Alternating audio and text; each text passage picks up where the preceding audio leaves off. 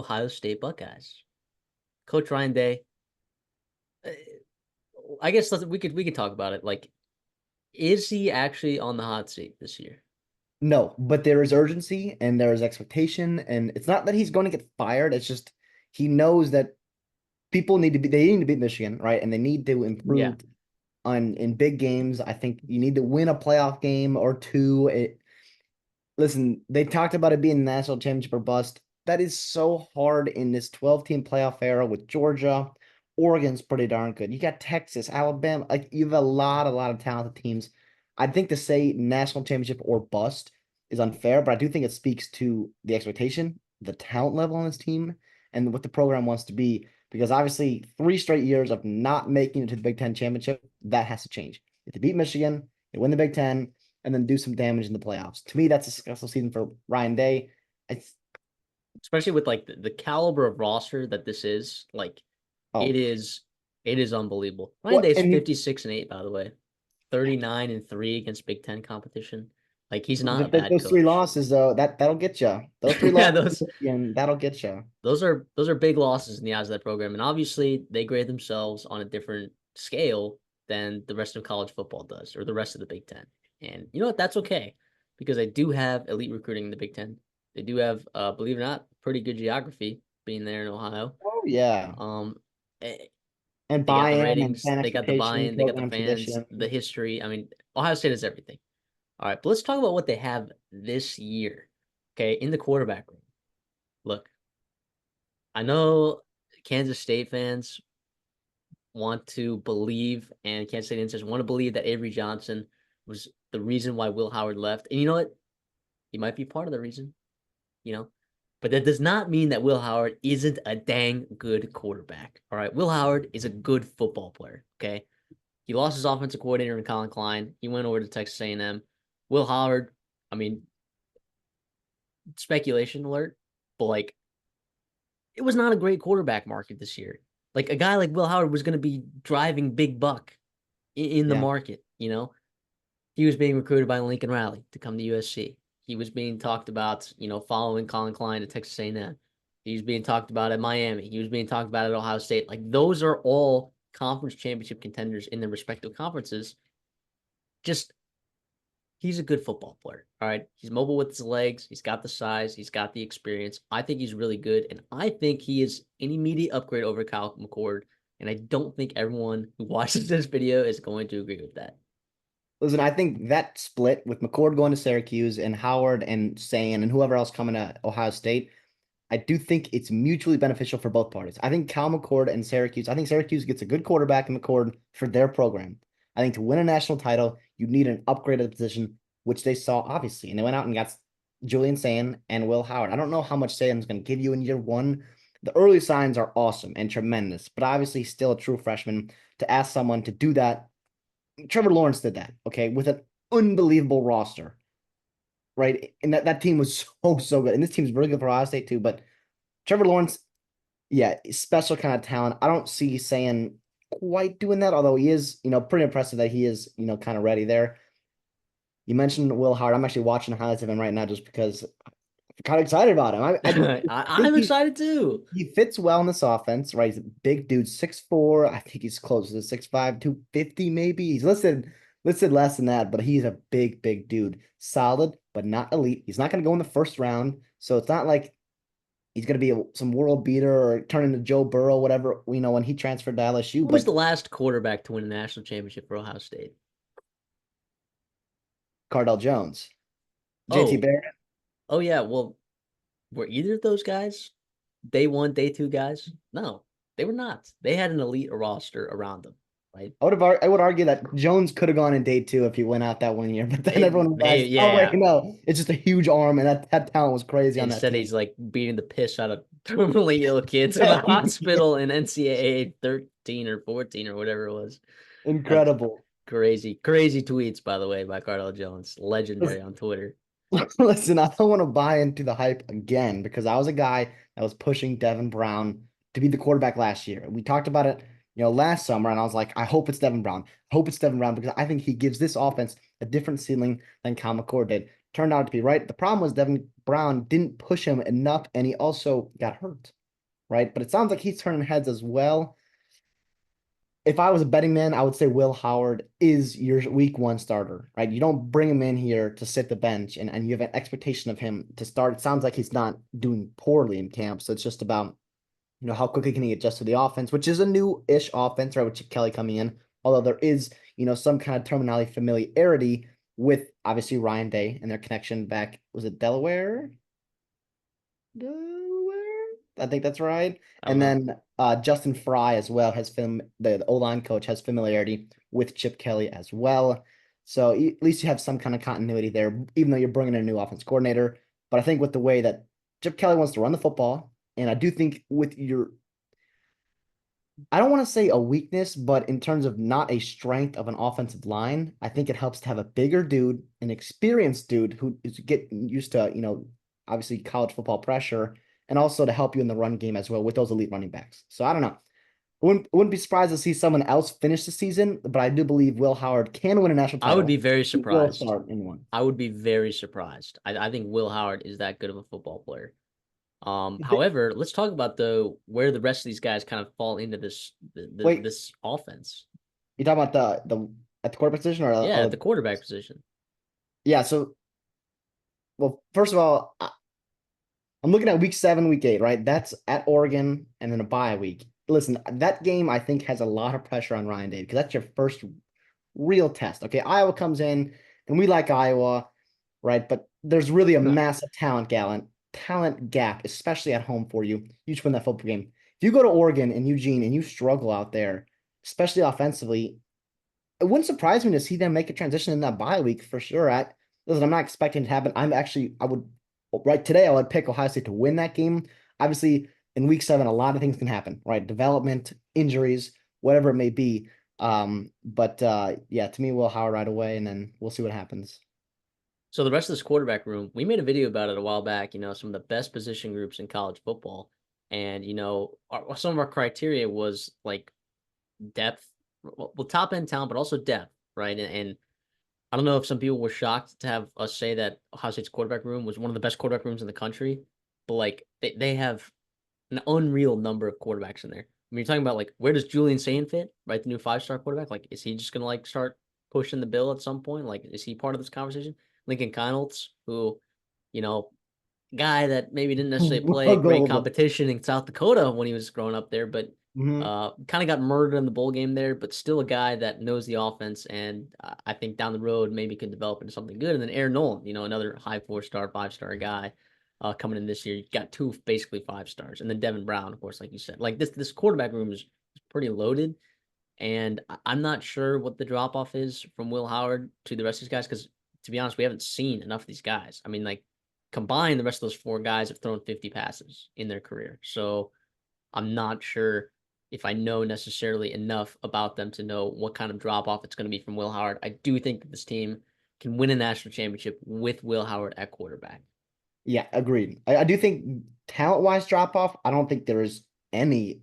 Maybe even, there's some guys below him have more talent than he does, quote unquote. But experience, injury history with Devin Brown, I think those are things that do concern you if you're getting into quarterback 2 and 3. But it's also like it's a luxury to have depth at the quarterback position, and a program like Ohio State should have that, first of all, but it's not easy to. And it's pretty impressive that Ryan Day and that staff was able to keep all those guys. Nobody transferred out. I was waiting for Keinholz to hit the Yeah. portal because I'm a Minnesota guy and we needed a backup quarterback. And I was waiting for Or a Keinholz to, starting quarterback. or Max Brosmer's that dude. But Lincoln Keinholz, what it was, recruited by Minnesota and a lot of other programs too coming out, was waiting for somebody. And obviously nobody did it. Speaks to the testament of that culture, the competition there. I think it's only good things for those individual players, but also that team as a whole. Well, then let's talk about, what helps a quarterback, right? Weapons. Okay. In the running back spot, you have the best, probably the best running back room in the country. Not necessarily the the deepest. I would argue that there are some running back rooms out there that are deeper, like 4 or 5 guys deep. But I mean, when you look at Travion Henderson and Quinshon Judkins, that is the best 1-2 punch in the entire country. There's no questions about it. And I know in the new EA or NCAA football 25, everyone wants to talk about Quinshon Judkins because he's like the highest rated running back in the game or whatever, And or that spin move is on Ohio crazy. State. Trayvon Henderson is a better running back than Quinshon Judkins. And that does not a shot at Quinshon Judkins. I think both of these guys are ridiculous. And I think there's room for both of them to have 1,000 yards if Chip Kelly so chooses to run the football a lot. There was a significant uptick in offensive production when Henderson was back in the lineup, healthy for Ohio State last year. Healthy. That's the key word. Battled injuries. He was finally healthy. And that is a 1-2 punch. And the key here is health. I mean, Judkins also battled a little bit of injuries last year as well.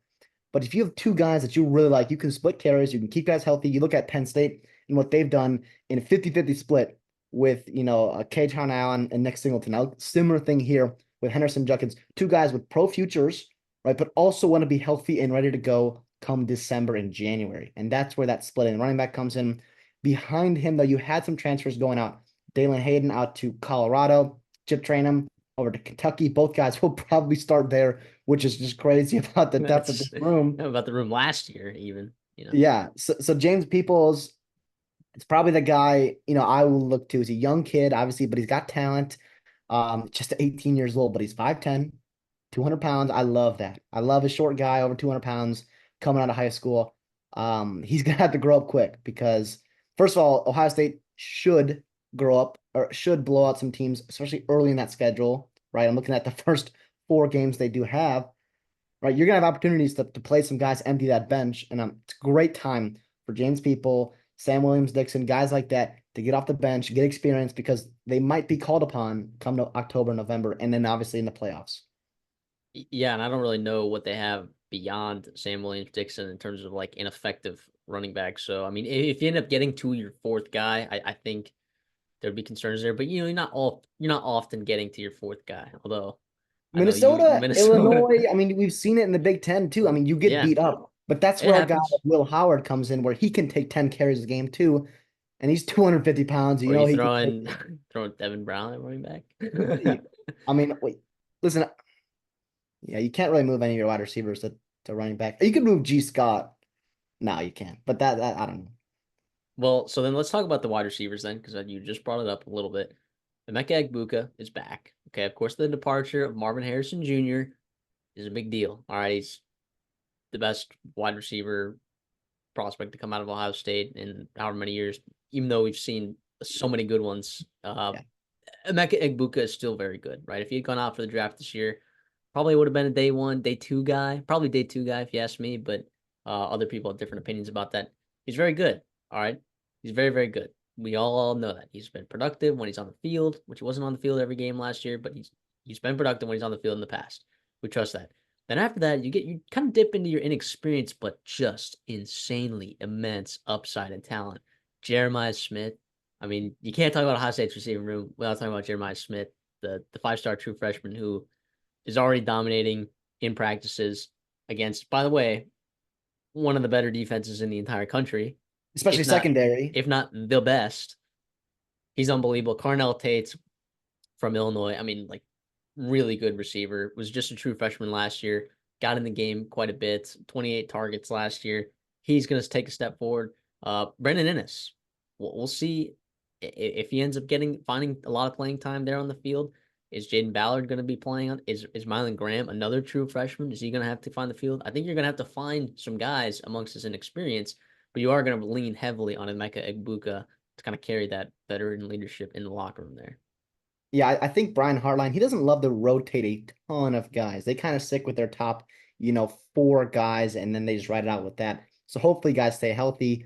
Egbuka didn't last year, but people forget, right? Back in 2022, he was right there with Marvin Harrison on that team. Remember JSN went down with an injury or kind of sat out, whatever that story was, right? But Egbuka had 1,100 yards and 10 touchdowns as well with Harrison in the fold. Also, I think people kind of forget about him, and he's a legit wide receiver 1 in the Big Ten, and that only helps Jeremiah Smith and the young guys, Carnell Tate, and it's like you said, just because they're still developing, right? I mean, yes, we have high expectations for all 3 of those guys, absolutely, and deservingly so. They've been freak talents since high school.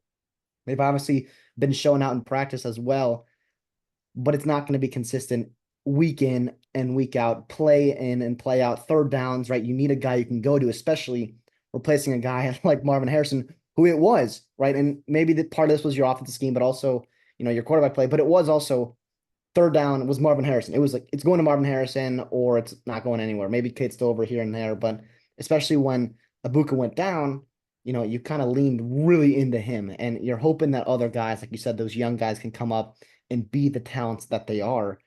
To be honest, I mean, Marvin Harrison, you're gonna miss him. Okay, I know people are trying to say, well, Jeremiah Smith could be the best one since even better than Harrison. Yeah, eventually, potentially, for sure.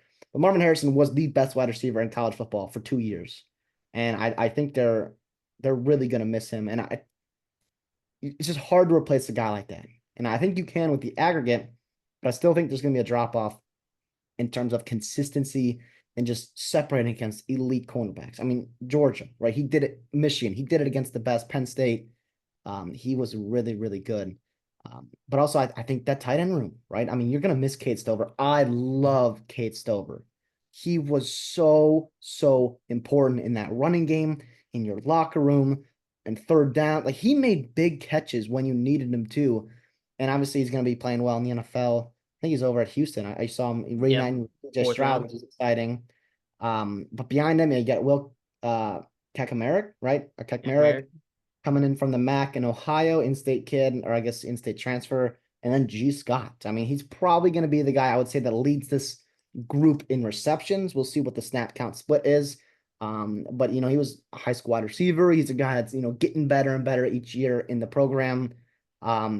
Definitely going to be a drop off from Kate Stover, but the talent is there, moldable with him. And same thing goes for Jelani Thurman, right? He's a guy Ohio State fans very excited about. Big, good time recruit, right? For a tight end, and the athleticism's there. We'll see how it develops. Tight end's a position that's just it's hard to develop early. It's hard to play early at the college level. What it takes to get your body ready to be blocking defensive ends and also having to create separation from linebackers and safeties. It's pretty impressive what these guys have to do. So it takes a while. I wouldn't have too high expectation for this room, but I also think it's not needed to be, an elite offense with an elite tight end group. I don't think it's really necessary this year. It was a luxury last year, but I also think it's a luxury that they might feel, like you were talking about on some of those third downs. Like I think we talked about Marvin Harrison as being the biggest loss on this offense from last year, but I also think that Cade Stover may be the most underrated loss of this entire team. So we'll see how that tight end room looks for sure. Definitely a lot of questions there. So another place with questions, the offensive line, right? It was not. We talked about it before the season last year, like that the offensive line was potentially a worry. And again, like we talk about, we're grading Ohio State on a different scale than we grade the rest of college football. This is a very talented offensive line, but is it like enough to handle some of the defensive lines that they're going to have to go against this year? Right? I mean, Oregon's got a good defensive line. Iowa has a nuts defensive line. Nebraska, Penn State, Michigan. I mean, these are teams with Whoever you're playing very in the playoffs, I'm sorry to interrupt you. Your playoffs, they're correct. going to be good defensive linemen. Correct. You need a good offensive line if you really want to make a run at this national championship, especially with this national championship caliber defense that you have. And you bring in a guy like Seth McLaughlin, who, I mean, was kind of not forced out of Alabama, but like, He boy, was. I'll tell you, fans are definitely happy to get him out of there. I mean, And here's what can I say real quick, not to interrupt you. McLaughlin, before we move on from him, he is a talented center. He is a pretty good offensive lineman in terms of just blocking. His snapping, a lot has been made of that, obviously. And that is very important. That's job number one that you have as a center. Clean snap. Snap count and clean snap. And then obviously fix the protections and whatnot, communicate. But he's a talented kid. He played a lot at Alabama, and they really liked his game. He just struggled in certain moments kind of all season to snap the football. And I don't know whether that's Jalen Monroe's fault or if that's him. I'm not in those position meetings. I don't know what's actually going on, but if he can figure out the snapping, he's a really good center. And I probably going to play center, but you also have guys, Carson Hinsman, that can play center as well. And I think he could be a really good guard if he cannot figure out how to snap the football. yeah, you return your two highest snap getters from last year in Josh Simmons and Josh Fryer. Josh Tackles. Fryer, I've heard, is moving to guard. Really? Yeah, is that a thing that's happening? Who's playing right tackle? Well, I don't know. That's my question, because if Josh Fryer isn't playing right tackle, then I don't know who is. I can understand why he would maybe move there, right? But because he did struggle at times at that tackle spot. But I don't know, dude. Is it gonna be Montgomery? Hope I listen. I have from what my understanding is it sounds like I think Fryer's playing right tackle and Montgomery's switching into guard and battling there with Okay. him and Tegra to Shabola. Regardless, though, I think you have three spots. You have your center, your right guard, your right tackle that you got to figure out. And you've got five people that you can kind of mix and match in those positions. And I trust that staff. I trust Justin Fry and Ryan Day to figure out what best combination that you have to do it. Listen, it's not going to be an elite offensive line. No. Can it be better from last year? I think so, marginally. Right. I think Josh Simmons got better last year as the year went on. I I do think Donovan too. Jackson, when he puts it on, I really like his potential there. Obviously, he's a five-star kid. He's got potential for sure. When he puts it together, good things happen. And I think that left side, you feel pretty good about that continuity and also that talent and development there. Like I said, that center, right guard, right tackle. You've got McLaughlin, you got Carson Hinsman, who played center last year. You got Josh Fryer, who played tackle. You got Luke Montgomery behind him. Tegra Tishabola, right, also battling, for that maybe right guard spot. You can kind of mix and match, and that's what fall camp's for. I think competition is good. I'm glad that there is, seven guys that they feel good about, eight guys that they feel good about playing in terms of five guys. And then it's, well, he has to, or four guys, and this guy has to play because he's there and he's our only tackle with a Big Ten body, whatever it may be. I think you have enough Big Ten bodies in that room to figure out a solid five and also have a little bit of depth in case some attrition happens. So what I've always wondered too is like, why can't Seth McLaughlin move to guard? I said that. Listen, Like why can't he move to guard? I know I think Hinsman was Hinsman's pretty. small. I know he Yeah, was not great last year, but he's also young. He's young. he He's like a he redshirt freshman. I don't know. I think that there are pieces that they can move around here to find something. I'm not extremely worried about this. Like you said, Josh Simmons got better as the season went on. I think Josh Simmons is going to have to be a key piece in this offensive line for next year, obviously playing left tackle. But I'm honestly not that worried about him, surprisingly. do, I'm do you more think? worried about that right side. I'm more worried about Seth McLaughlin snapping the ball. Thank God Will Howard's like 6'5".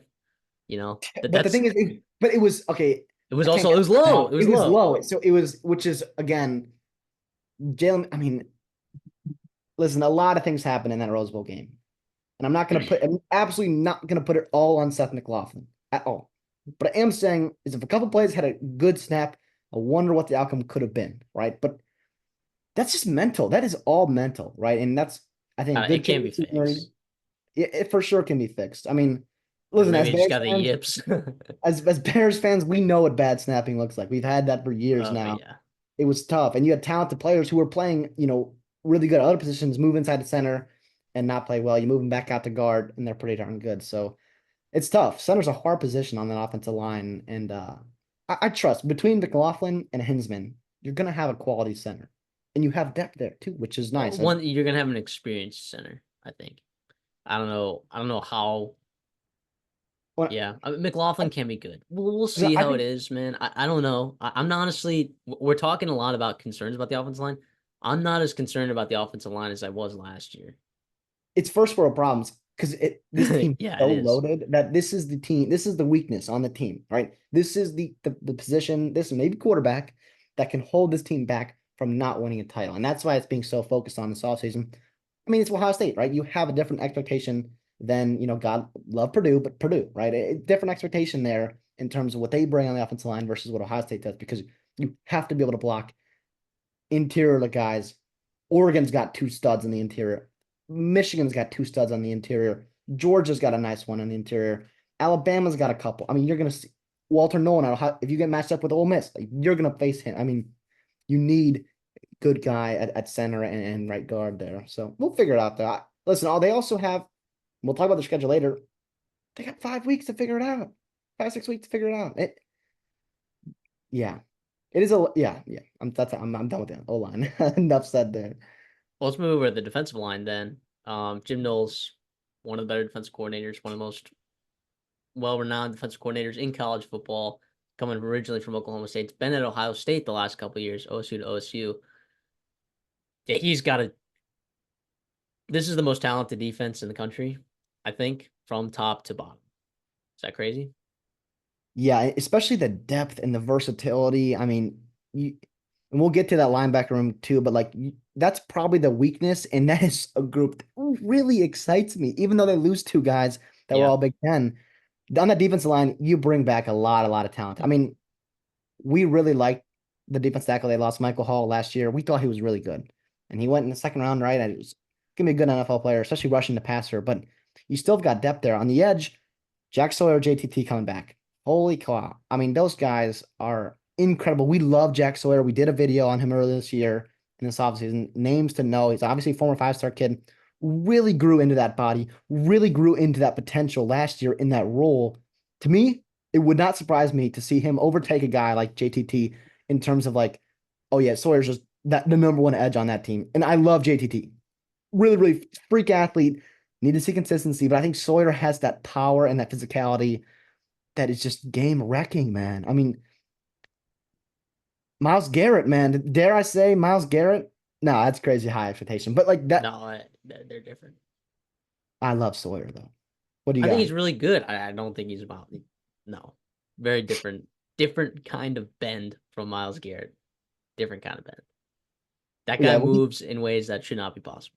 because he's so big too. It doesn't even it's ridiculous. But even behind those two, you got Caden Curry and Keon Jackson. These are two guys that I think Ohio State was ready to play this year if Sawyer and JTT left, And Hannah Jackson and they is stayed. nuts. Yeah, dude, and they He's got him. a They got him back. freak. He didn't even need to play that much last year. But like, good God, like I cannot wait when he gets on the field and plays a full 12 games as a starter because I think Kenyatta Jackson is so good. I think I mean, he's six absolutely six. You can't ridiculous. teach that, man. No, he like when you look at him, like he actually looks like the slender man as a grizzly bear. He is ridiculously long, huge, jacked, whatever you want to call him. He's nuts. He's not even going to play that much. I mean, he'll play. He'll be in the rotation, but he's not going to play as much and be dependent on as some of the other guys like JT Tuimoloau and Jack Sawyer, Talik Williams, Ty Hamilton. Speaking of maybe not dependent upon, but also a luxury, Edric Houston, right? I think Ohio State fans are pretty interested about him as a 5-star kid from Buford, Georgia. A lot of smoke late in his recruitment. Was pretty end. You ended up holding on to him. Big time win for Ryan Day and Jim Knowles. Obviously, Larry Johnson. I'm sorry, one of the best in the business at defensive line. He's 6'3". He's 270, right? I mean, he enrolled in spring practice. I mean, that's exciting. That's exciting. I mean, Buford, obviously very, very talented, good quality competition he played in high school, good coaching he got. Not that you're going to rely upon him, but to have that as your, fifth, maybe sixth defensive end in your room, I mean, again, embarrassment of riches. Yeah, no, absolutely. This defensive line's good. And I also think the interior is also very good as well. I mean, you talked about Michael Hall, losing him, but I don't think it matters that much, to be honest. I still think the rest of this defensive line still has enough talent on the inside. And especially at that edge, like we just talked about. Now these linebackers are gonna benefit a lot from these Yeah. guys. And we're talking about Cody Simon, Sonny Styles, CJ Hicks. I mean, these are guys that are good football players. They're very good football players. The fact that typically, right, they're more often than not, they're in nickel personnel. So you're going to have two linebackers.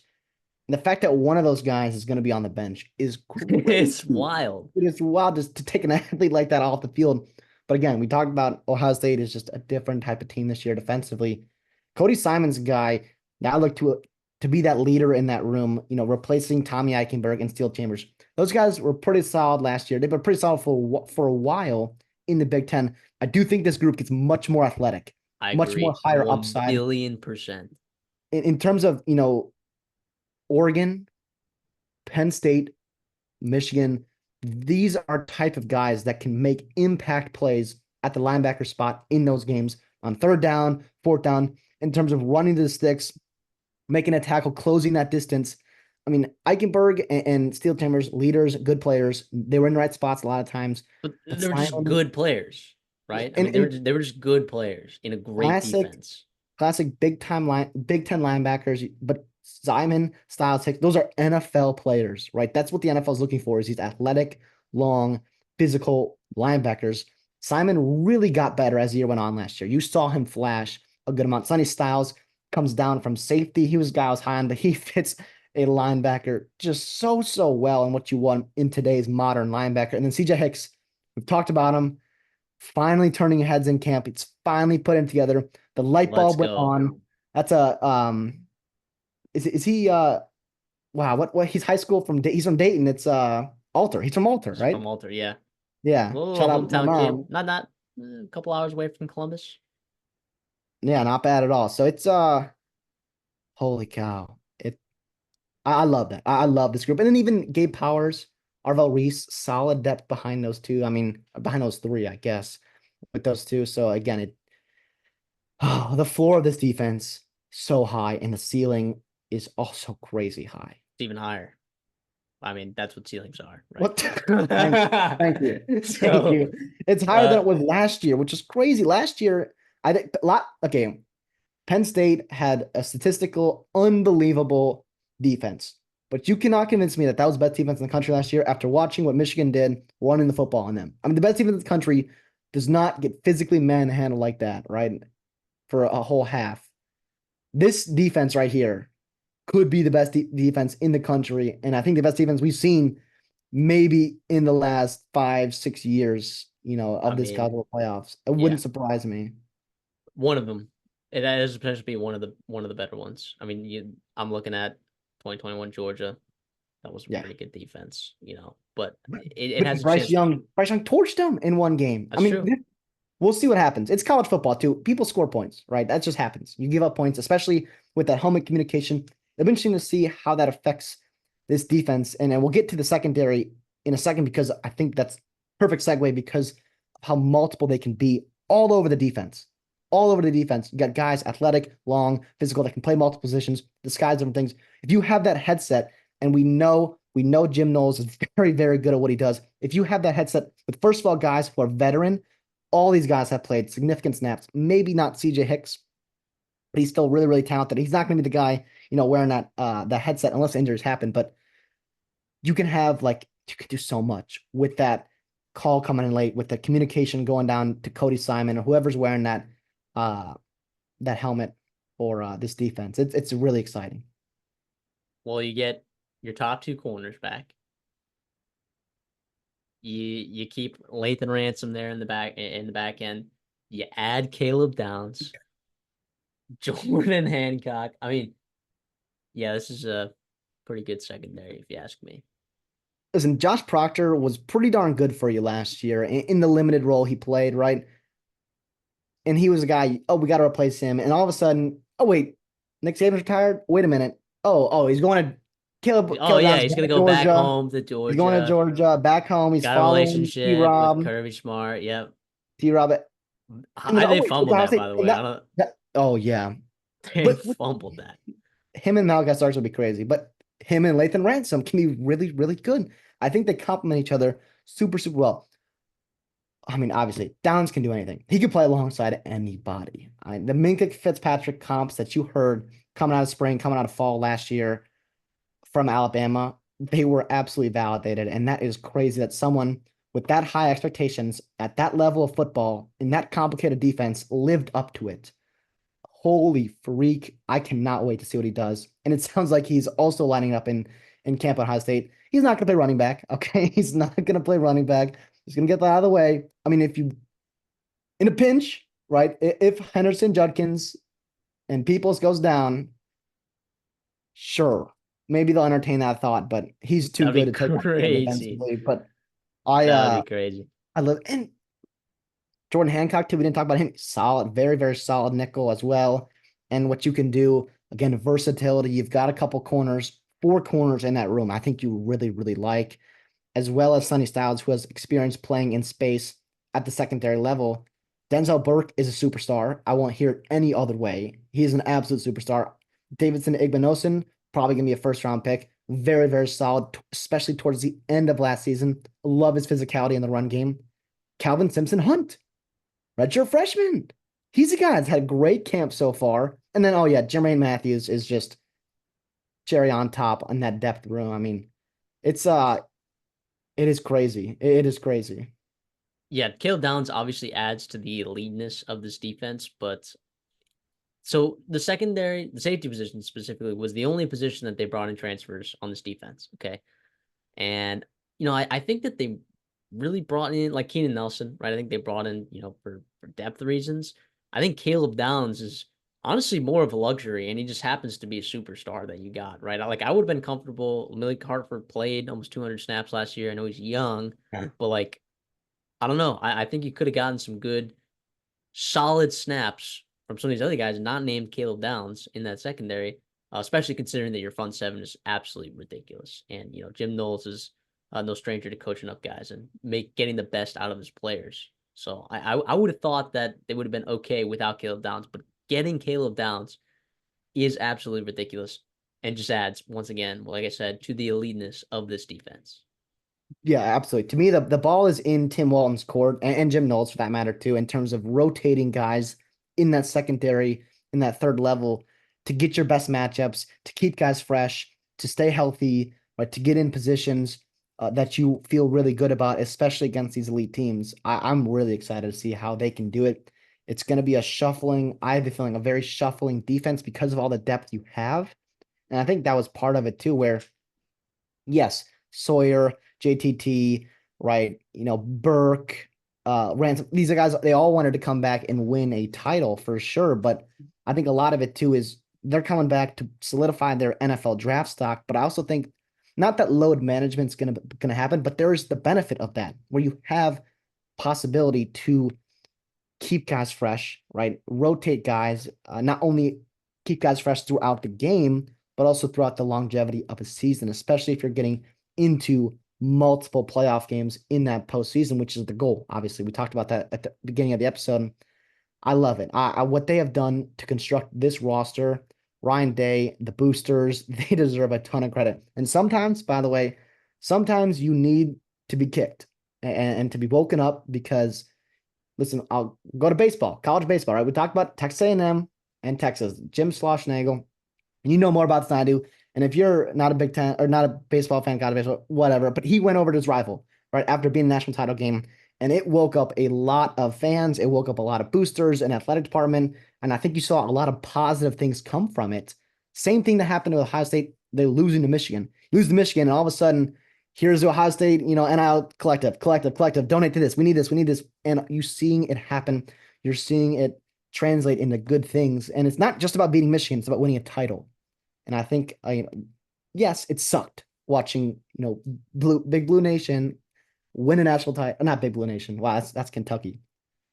Michigan, the Wolverines win a national title. That sucked, obviously, but good things can come from it. And I think they are so far. And the early signs are, holy cow. Yeah. Well, let's talk about their schedule. Okay. Because I do think it's one of the harder schedules in the Big Ten for sure. Now you're out of conference, right? Because you're out of conference, you start with Akron at home, Western Michigan at home, Marshall at home after a bye. It's kind of weird that you have a bye. I don't know why you needed a That bye for is, Marshall. first of all, brutal for Ohio State because you would love that bye in November. Anywhere, literally anywhere else.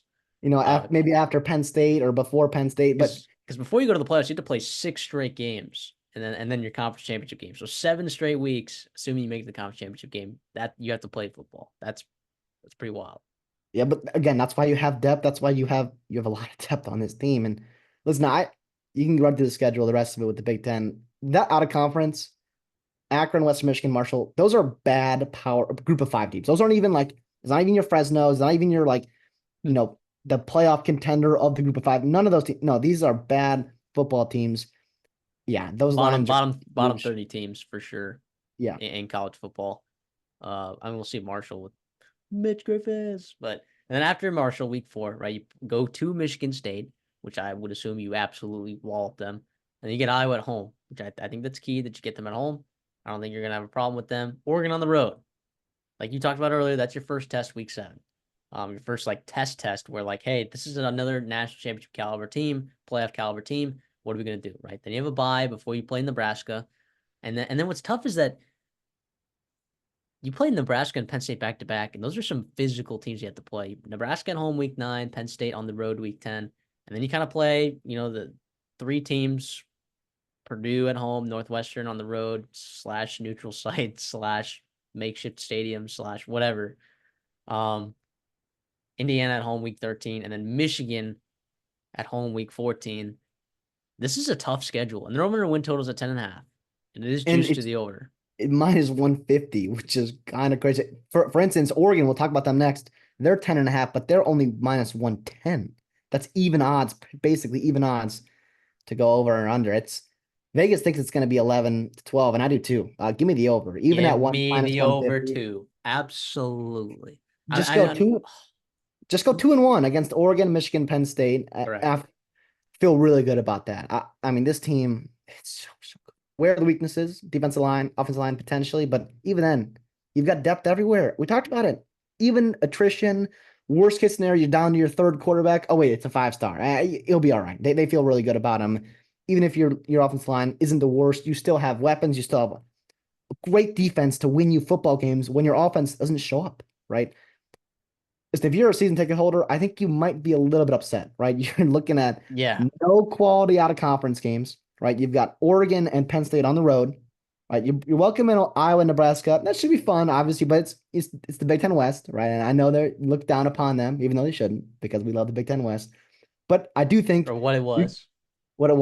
RIP. You do love Michigan at home, and I think if you beat Michigan at home, I don't know if anyone will complain about the lackluster schedule of the home slate for you guys, but make no mistake, this is still not an easy schedule because you got Oregon, Penn State, and Michigan. Well done to the Big Ten for getting those three teams playing each other. It's awesome. It's going to be incredible. They're going to be on these networks. It's going to be what a treat in the Big Ten conference slate.